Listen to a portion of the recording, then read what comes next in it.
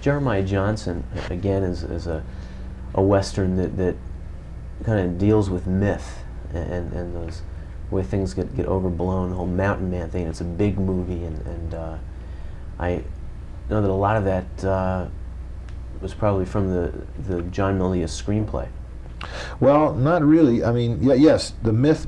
John Milius' screenplay was mythical, as all Milius' material is mythical. But John Milius' screenplay was primarily a piece of violence, as almost all Milius' stuff is. I mean, the original Milius script was about a guy who ran out and ate trees. I mean, really, and ate livers. It ripped Indians' bodies apart and ate the livers and blood, and screamed, and blood ran down his beard and so on. A lot of the style and size of the piece comes from Milius, but the narrative of it, after the very beginning, and that character of Bear Claw, it's pretty different radically. Once Bob and I began to work on it, it got very different. Again, mythical is not a word I even knew at the time. Maybe I knew it, but I certainly didn't think it when I thought about Jeremiah Johnson. Somebody told me I'd made a mythical picture afterwards, and then I started wondering what precisely made it mythical.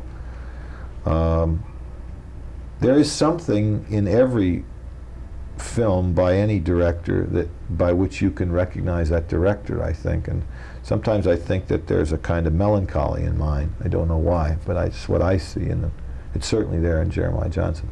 I don't know why that is. I don't feel like I'm a particularly sad person necessarily, but there was something moody and melancholy in that picture, more very vividly moody and melancholy. I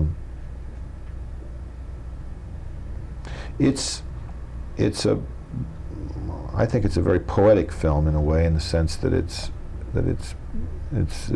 one of the most purely visual films I've ever made. If you looked at the script, the dialogue script for it, there's very little. I mean, it's almost a silent picture.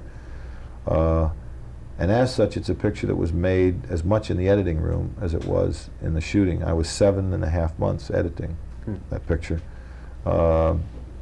Nobody knew what it was. Nobody. I mean, it was a film where we used to watch dailies and everybody would fall asleep, except Bob and I, because all you had would be big shots of a guy walking a horse through the snow or something. You didn't know what in the hell you were going to do as a picture. You didn't see strong narrative line, you know. It's a picture made out of rhythms and moods and wonderful performances. Bob's performance was wonderful, I thought, in that picture. You mentioned working with a writer on that picture in particular. What was Milius like in those days? I know that he told me in an interview that he considered himself somewhat of a saber-toothed tiger, and that you guys were politically at odds. And yes, we were. I mean, I like John a lot. We're actually pretty good friends, and I talk to him quite often. I talked to him when he was doing Conan. He used, as a matter of fact, if you'll notice, the same cinematographer in Conan that I used in Jeremiah Johnson, who was my camera operator on all my early films, who had never been a cameraman. I made him a cameraman on Jeremiah Johnson.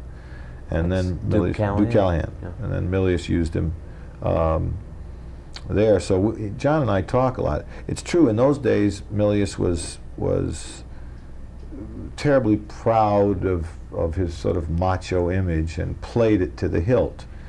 Half kidding, half not. You know, he drove around with a bunch of shotguns in his car and hunting dogs and slept, used to talk about sleeping with the dogs and sleeping with the rats and how he wanted to kill this thing and kill that. Certainly we were at odds politically, and I found it after a while impossible to try to do the rewrite with him. We tried once, but we wanted to do different things. The fact of the matter is, when I finished the picture, he loved the picture, and probably at heart we're not terribly far apart. John is a romantic, I think, at heart, like I am, probably.